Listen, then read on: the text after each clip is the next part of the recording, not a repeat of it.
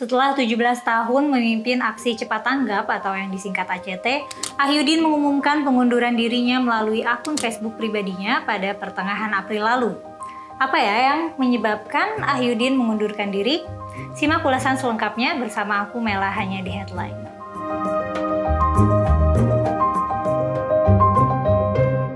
Pada tanggal 1 Juli lalu, Ahyudin bercerita bahwa ada rombongan yang datang ke ruangannya sekitar 40 orang. Mereka dipimpin tim pengawas Yayasan ACT serta Presiden ACT Ibnu Hajar juga turut hadir, serta anggota Dewan Pembina ACT Imam Akbari dan Haryana Hermain. Menurut Ahyudin, mereka memaksanya untuk menandatangani surat pengunduran diri di hari itu juga. Ahyudin pun meminta waktu selama 1 malam untuk memikirkan keputusan itu, tetapi langsung ditolak sebab mereka ingin Ahyudin langsung memberi keputusan di saat itu juga. Menurut kesaksian Ahyudin, mereka mengancam tidak akan keluar ruangan sebelum Ahyudin menandatangani surat pengunduran dirinya. Mantan Direktur Masyarakat Relawan Indonesia mengatakan mereka sampai menuding bosnya. Karena Ahyudin tidak ingin ada keributan, akhirnya ia pun menandatangani surat pengunduran diri itu. Setelah melepas jabatan tertinggi ACT dan organisasi terkait lainnya, ia kini mendirikan Global Muslim Charity. Presiden ACT Ibnu Hajar membantah tudingan Ahyudin. Ia mengatakan bahwa para petinggi ACT meminta Ahyudin mundur secara baik-baik. Sejumlah narasumber mengatakan alasan mundurnya Ahyudin adalah karena krisis keuangan yang melanda ACT. Indikasinya, lembaga yang mengumpulkan rata-rata 540 miliar per tahun pada tahun 2018 hingga 2020 itu sampai memotong gaji karyawan hingga lebih dari 50% pada bulan Oktober hingga Desember. Seorang karyawan ACT membeberkan bukti transfer gaji yang diterimanya pada bulan Oktober lalu yaitu sebesar 5,931 juta, padahal sebelumnya ia menerima gaji utuh sebesar 14,1 juta.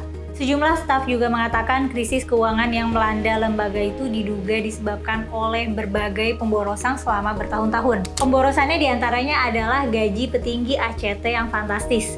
Gaji Ahyudin sendiri disebut mencapai 250 juta rupiah per bulan, sedangkan pejabat di bawah Ahyudin bisa mencapai 30 hingga 150 juta per bulan. Diketahui berdasarkan laporan investigasi Tempo, sejumlah petinggi ACT juga diduga menyelewengkan donasi. Uang yang disalurkan oleh ACT tidak sesuai dengan jumlah yang berhasil digalang oleh lembaga tersebut. Donasi itu diduga mengalir pada sejumlah petinggi ACT. Hal itu terlihat dari gaji bulanan mantan pimpinan ACT yang mencapai hingga 250 juta rupiah. Belum lagi berbagai aset yang dibeli menggunakan uang ACT seperti mobil, rumah, sampai lampu gantung. Badan Reserse Kriminal Polri menyatakan telah membuka penyelidikan atas masalah pengelolaan dana masyarakat untuk bantuan kemanusiaan yang dilakukan oleh ACT. Presiden Aksi Cepat Tanggap Ibnu Hajar menjawab berbagai isu yang menerpa lembaganya. Dia menanggapi masalah penyelewengan dana donasi hingga soal aliran dana untuk membiayai terorisme.